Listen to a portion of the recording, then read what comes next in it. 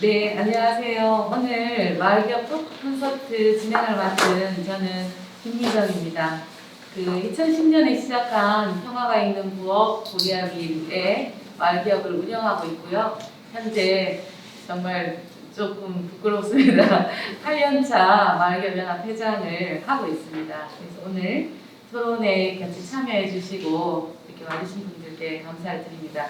우선 오늘 오신 분들 오늘 이 콘서트에 좀 메인으로 참여하시는 우리 발제자와 토론자를 제가 좀 소개 말씀 올리겠습니다.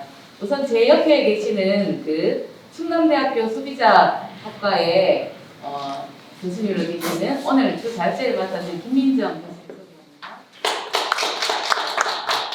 다음 그 좌측에는 대전 세종 발전연구원의 박노동 선임연구위원님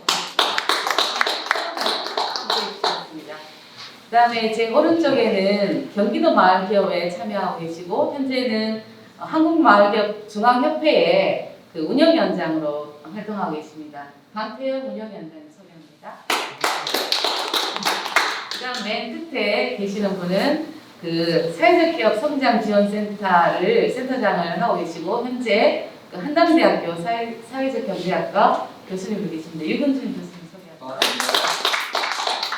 네, 이렇게 쟁쟁한 네 분을 모시고 오늘 주 발제와 토론을 같이 좀 이어가겠고요. 1부 순서는 그렇게 토론과 발제 시간을 갖겠습니다. 그래서 오늘 첫 번째 발제를 맡으신 마을기업 상품 및 서비스 브랜딩 전략이라는 제목으로 오늘 충남대학교 소비자학과의 김민정 교수님 우선 발제를 듣도록 하겠습니다.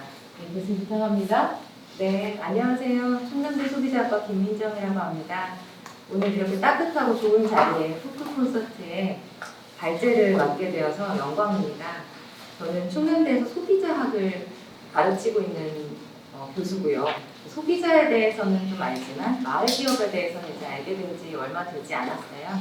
많이 배우고 있는 중인데 따뜻하게 많이 가르쳐 주시는 것 같아서 잘 배우고 있습니다. 제가 그동안 연구했던 내용들을 바탕으로 해서 제가 어떤 것들을 알고 있고 그리고 소비자들과 어떻게 접목시킬 수 있는지에 대해서 말씀을 드려보려고 합니다. 먼저 첫 번째 장 보시면요. 마을 기업에 대해서는 아마 여기 계신 모든 분들이 잘 알고 계실 겁니다. 4대 사회적 경제 기업이라고 하는 사회적 기업, 협동조합, 자활기업, 마을 기업 중에 마을 기업은 마을 단위의 기업을 의미하고요. 그리고 다양한 사회적 경제 주요 역할들을 감당을 하고 있습니다.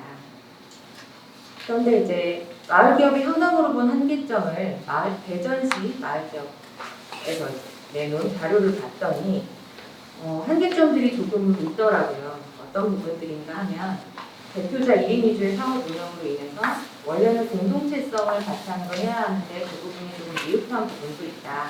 그리고 또 지원을 많이 받으시다 보니까 지원에 주로 의존하고 있어서 생존 전략이 부족하지 않나 하는 부분들이 있었고요. 그리고 홍보 수단에 있어서 소비자 지향적인 마케팅, 브랜딩 전략들이 좀 부재하다는 부분. 그래서 결과적으로 대전시 마을기업 기준 지정 취소 비율이 30%에 달한다는 점이 조금 제가 공부하면서는 놀라웠습니다. 이렇게 지정 취소를 받지 않고 어떻게 하면 잘 지원을 받고 잘 런칭해서 좋은 기업으로 우리 마을 기업이 성장할 수 있는지를 같이 고민해 드려야겠다는 생각을 했고요. 그래서 연구 목적은 이렇습니다. 일반 소비자들이 마을 기업에 대해서 어떻게 생각하고 있는지 아마 조금 궁금하셨을 것 같아요. 그 부분에 대한 조사를 했고요. 그리고 소비자 반응을 파악해서 마을 기업에서 운영하는 구체적인 상품과 서비스를 직접 보여드리고 그 부분에 대한 소비자 반응을 토대로 해서 소비자 커뮤니케이션 전략을 어떻게 세워야 할지 좀 제안을 해드리려고 합니다. 첫 번째는 평화가 있는 부엌 우리와 믿습니다. 이 부분을 좀 정리해보면요. 평화가 있는 부엌 고리와 밀의 구매의도에 영향을 미치는 요인을 보시면 상품 품질, 브랜드 인상, 브랜드 경쟁력, 그리고 마을 기업에 적합하다는 부분들에 따라서 구매해야겠다는 인식이 생기는 것을 볼 수 있었고요. 또 보시면 다른 곳들과는 또 다른 이야기들이 나옵니다. 두 번째는 카페 식당인데요. 이 조각구름 협동조합이라는 카페에 이용 의도에 영향을 미치는 요인은 매장 위생, 브랜드 인상, 마을기업 적합이었습니다. 아까 보셨던 가공식품의 이야기와는 조금 다른 내용이고요. 가공식품에 있어서는 품질이나 경쟁력 부분들에 대해서 더 높게 영향력이 있다고 한다면 카페나 식당에서는 그렇다면 마을 기업이어서 구매를 하고 싶지만 위생적인지 그리고 브랜드 인상이 우호적인지 좋은지 그런 부분에 있어서 더 크게 구매 의도가 작용하는 것을 볼 수 있었습니다. 다음은 문화관광 및 체험입니다. 수천화 마을을 예시로 들었고요. 그리고 이러한 내용들을 바탕으로 이제 제언을 몇 가지 했습니다. 첫 번째 제언은 마을 기업에 대해서 소비자들이 참 긍정적이구나, 따뜻하게 생각하는구나 하는 부분입니다. 그리고 소비자들은 마을 기업 특성 중에 공동체성에 대해서 가장 잘 인지하고 있었고 전문성을 조금 낮게 인지했고요. 소비자 특성에 따라서는 대체로 긍정적으로 인지를 했는데 더 알수록 구매를 해봤을수록 더 긍정적인 것을 알 수 있었습니다.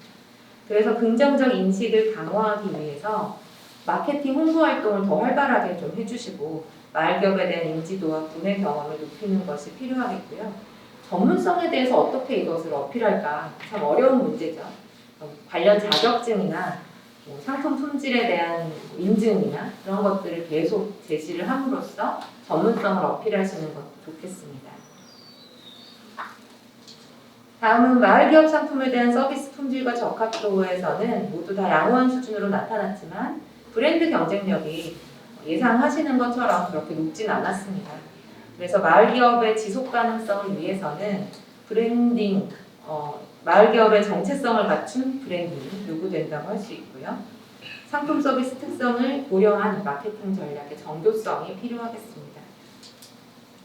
다음은 소비자 선호도 분석 결과에서 압도적인 것은 SNS 공식 채널과 온라인 쇼핑몰이라고 말씀드렸고요.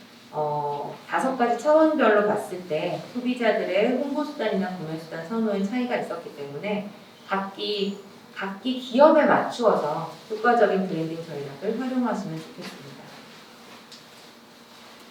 이제 더욱 직관적인 마케팅 전략에 대한 부분입니다. 마케팅을 늘 하시고 노력하시고 고민하실 텐데요.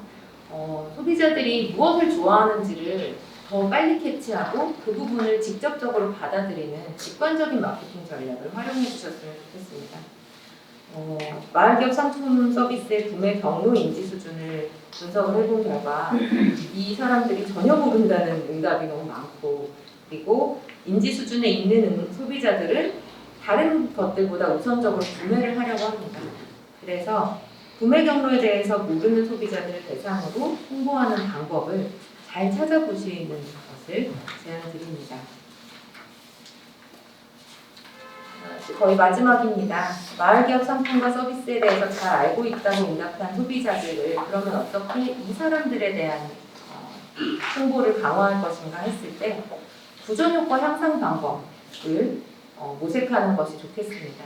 친구를 데려오면 어느 정도의 인센티브를 준다든지 1+1을 해서 누군가를 나눠줄 수 있게 한다든지 부전효과를 퍼뜨릴 수 있는 방법이 무엇인지를 고민을 해보시고요. 그리고 다양한 브랜딩 전략 중에서 마을기업을 대표하는 캐릭터 제작이 필요하다는 결과가 도출되어서 그것을 지원 기관에서 조금 더 한번 생각을 해보시면 좋겠습니다. 마지막으로는 상품과 서비스군의 유형에 따라서 요즘 소비자들이 온라인으로 구매를 하는데 어떻게 할까? 그냥 막연하게 네이버 뭔가를 열어야겠다, 네이버 쇼핑에 넣어야겠다 이렇게 그냥 생각하실 것이 아니라 우리는 오프라인 또는 우리는 온라인으로 판매할 수 있는 곳, 체험 서비스가 중요한 곳 이렇게 판단을 명확하게 내리셔서 그 부분에 대해서 각기 다른 접근 방식을 활용해 보시기를 제안드립니다. 오늘 발표는 여기까지고요. 잘 들어주셔서 감사합니다. 마을기업이 추구해야 되는 가치를 좀 중심으로 해서 대전세종발전연구원의 박노동 선임위원께서 토론을 해주시겠습니다. 감사합니다. 정책 지원 이런 부분들을 연구 하다 보니까 사실 이제 상대적으로 소비자들이 이런 마을 기업의 어떤 상품이나 이런 부분들에서 어떻게 인지하고 있고 또 소비가 실질적으로 어떻게 이루어지고 있는지에 대한 부분들이 사실 좀 소홀했던 건 사실입니다. 근데 이제 공급자 베이스는 항상 그 제일 중요한 문제고 어려웠던 문제들이 생산된 상품의 어떤 그 판로를 확보하는 문제들 이런 부분들이 현실적으로 가장 어려운 부분들이었었죠. 그 부분에서 일부의 또 부분들도 중요하게 터치를 해주셨어요. 공동체성에 대한 부분들, 가치에 대한 부분들 그런 부분들이 우선시돼서 주류 경제에서의 어떤 마케팅 전략하고는 좀 달라야 되는 부분들이 있다.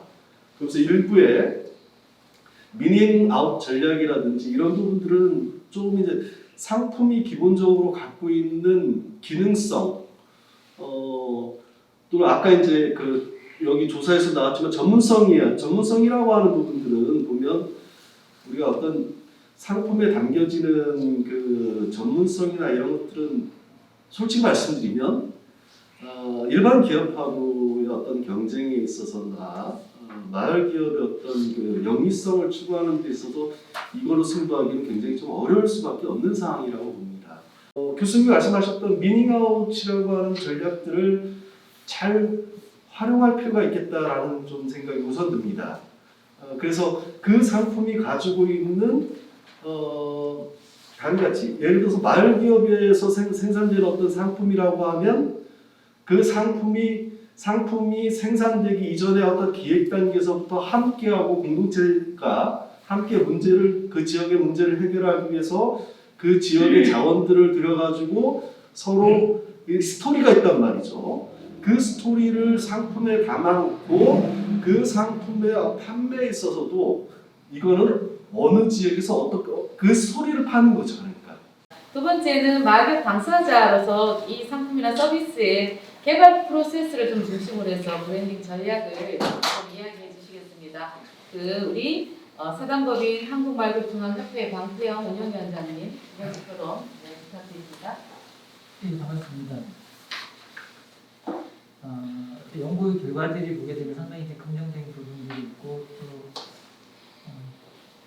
부분적으로 아마 거기에 대해서 충분히 동의할 수 있다는 생각을 하는데 저는 이제 지금 마케팅 관련된 부분들에 대한 것들이 많이 논의가 되고 있는데 사실은 이제 저는 제 경험에서 봤을 때 우리 그 마을기업을 비롯한 사회적 경제의 어려움 아니 브랜딩을 하는 거에 대해서 어떤 좀 할 얘기가 있다라고 보면은 그런 거 같아요. 보면 이제 우리는 어떤 그 상품을 개발할 때 상품 내지는 서비스를 개발할 때 나를 위주로 한다는 생각이 많이 들어요.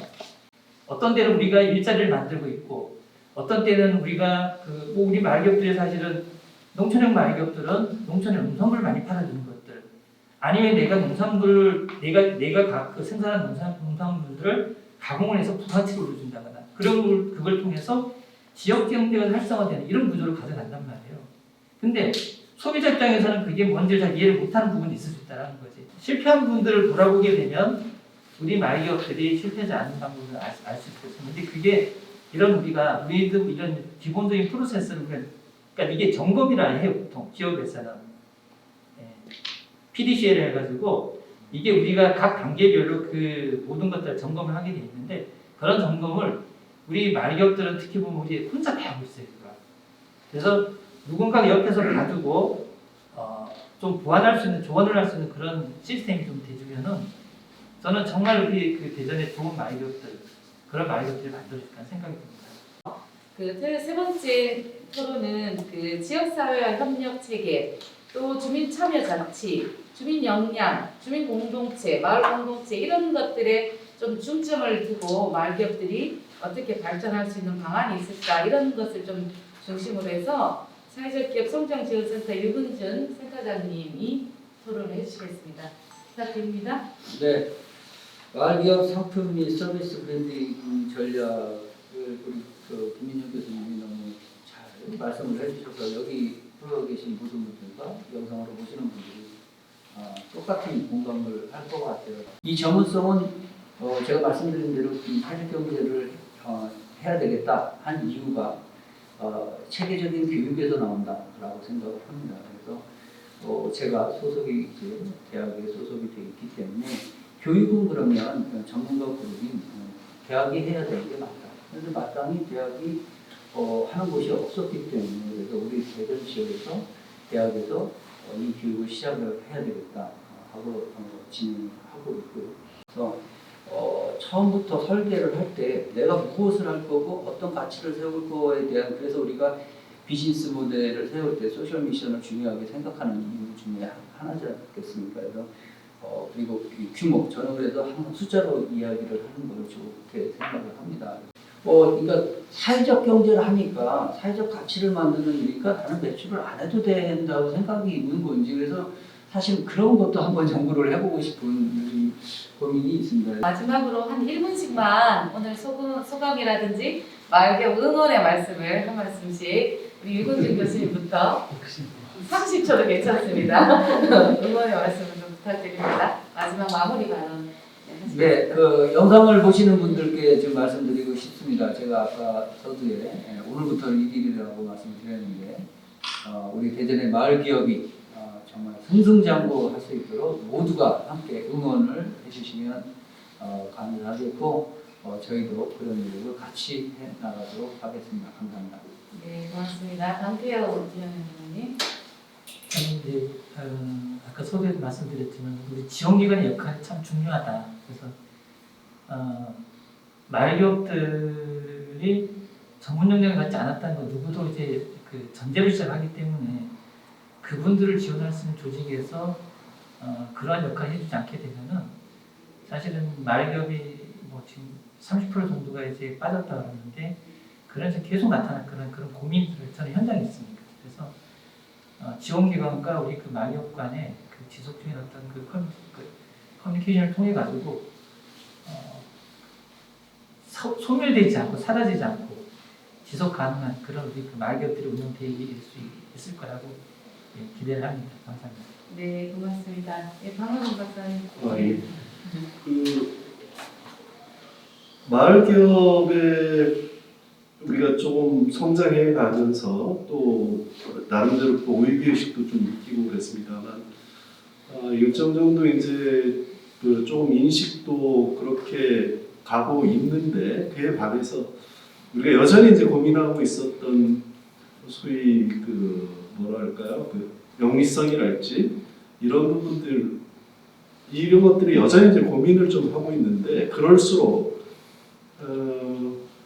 마을 기업의 본래 가치 쪽으로 우리가 좀 그 본래의 어떤 가치나 목적을 다시 되돌아보는 그런 노력들이 좀 더 필요하지 않나 그런 것들이 판매 전략에도 마케팅 전략에도 반영이 돼야만이 소위 얘기해서 주류 경제하고 차별되는 마을 기업도 주류 경제에서 그 소위 놓치고 있는 계층간 불평등의 문제들랄지 공동체 해체랄지 이런 부분들을 보완해 나갈 수 있는 부분들의 문제가 뭔가 해결이랄지 완화시켜줄 수 있는 마을 기업의 어떤 그 생태계를 좀 구축해 나가지 않을까 하는 생각이 듭니다. 네, 감사합니다. 마지막으로 교수님 말씀으로 오늘 마지막 나누는 말씀 듣겠습니다. 네, 오늘 이렇게 좋은 말씀들 많이 해주셔서 저도 또 더 많이 배우고 갑니다. 마을기업 지금 코로나라서 많이 힘드시겠지만 그래도 많이 돕는 기관들이 있고 발전을 위해서 생각하는 사람들이 이렇게 많다는 게 행복한 것 같아요. 앞으로 더 열심히 잘 하셔서 지원뿐만 아니라 그 외에 더 큰 자생력을 지니고 신나게 일하실 수 있는 그런 마을기업 되시기를 늘 응원하겠습니다. 감사합니다. 네, 감사합니다. 오늘 토론은 여기서 마치겠습니다. 함께 해주신 모든 분들에게 정말 감사를 드리고요. 오늘 정말 따뜻한 마음으로 오늘 토론 함께 해주셔서 정말 고맙습니다. 이상으로 마치겠습니다. 고맙습니다.